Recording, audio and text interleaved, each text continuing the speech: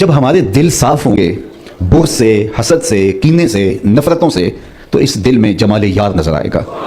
लेकिन हमने दिल के आईने को खुद ही गदला किया हुआ है और ख़ुद ही मैला किया है। सवेर से लेकर शाम तक हम देखें क्या क्या हसद पालते हैं। शरीका बरादरियाँ हमारी अलग हैं, बाहमी रकाबतें अलग हैं, लोगों से दुश्मनियों के बुत अलग पाल रखे हैं, नफ़रतों के शीशनाक भंगार रहे हैं, और अजीब हमारी तल्ख़ ज़िंदगी है और उसकी तल्खियाँ ख़ुद हमारी ज़िंदगी के सुकून को लूट चुकी हैं। अगर हम चाहते हैं कि हमारी ज़िंदगी खुशगवार गुजरे, हमारी ज़िंदगी के अंदर टेंशन ना हो, हमारी ज़िंदगी तमानियत का मुरक्का बन जाए, तो सबसे पहले अपने दिल को कदूरत से साफ़ करना होगा, दिल के आईने को मुसफ़ा करना होगा, अंदर की दुनिया को मुज़क्का करना होगा। कोई झाड़ू लेके दिल नगर में भी आओ, घर तो सवार सवार के रखते हो, लेकिन ज़रा दिल की गलियों में भी कुछ झाड़ू लगाओ।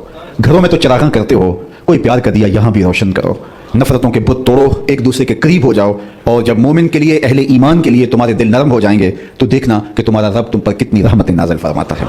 तो सबसे बड़ी चीज़ यह है कि हम अपने कुलूब की सफाई का, इसकी ततहीर का, इसकी पाकीज़गी का सामान करें, क्योंकि बुनियाद यही है। दिल अगर साफ़ है तो पूरा बदन ठीक हो जाता है, दिल अगर खराब हो जाए तो पूरा बदन खराब हो जाता है। मेरे और आपके आका मौला ने फरमाया, अला अन्ना फिल जसद मुद्गा, इंसान के जिस्म में गोश्त का एक टुकड़ा है, जब ये सही हो जाता है तो पूरा जिस्म सही हो जाता है, और जब ये खराब हो जाता है तो पूरा जिस्म खराब हो जाता है। फिर इरशाद फरमाया, अला वहियल क़ल्ब, सुन लो, गोश्त के उस टुकड़े का नाम दिल है। दिल की इस्लाह पूरे बदन की इस्लाह है। दिल की इस्लाह से फ़र्द की इस्लाह होती है, फ़र्द की इस्लाह से मुआशरा इस्लाह पज़ीर होता है, और मुआशरे की इस्लाह से एक खूबसूरत ज़िंदगी का तसव्वुर उभरता है, जो हमारा मकसूद है।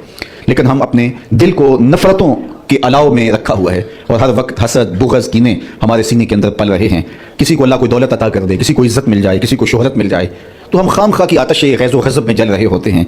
तो अपने दिल की पाकीज़गी का सामा करने की हमें तलकीन की गई है। तो फरमाया ये सही हो जाए तो पूरा जिस्म सही हो जाता है।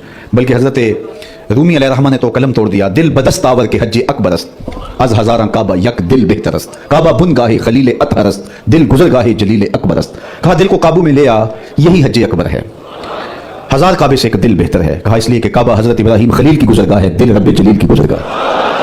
और अगर काबे भी चले गए, दिल ही साफ ना हुआ, तो वो क्या किसी ने कहा था ना, काबे गया गल नहीं मुक दीजिए, दिलो ना मकाइए। तो इसका सही होना पहली शर्त है। दिल की इस्लाह पूरे बदन की इस्लाह है, इसकी सुथराई पूरे बदन की सुथराई है।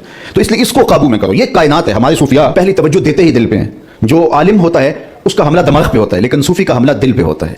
वो समझता है दिल ठीक हो गया तो पूरा बदन ठीक हो जाएगा। दिल की इस्लाह पूरे बदन की इस्लाह है। सूफिया इसको कायनात सगीर कहते हैं, छोटी कायनात।